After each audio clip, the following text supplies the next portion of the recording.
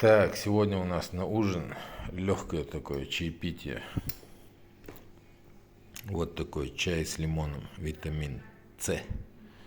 Дальше у нас вот такие конфеты, это пастила яблочные.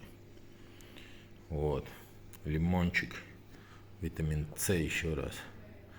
Эти конфетки, финики, печеньки. И как всегда, гвоздь программы – медок. Любишь медок, люби холодок. В общем, кушаем, никого не слушаем. А прежде чем начать нашу легкую трапезу, воздадим хвалу Господу за Его щедрость и милость, оказанную к нам, к своим рабам. Молим Тебя, о Господь наш, прощение наших грехов. Веди нас прямым путем, путем праведников, путем тех, кого Ты облагодетельствовал, не путем заблудших и не путем тех, на кого пал Твой гнев. Аминь. Бисмилля.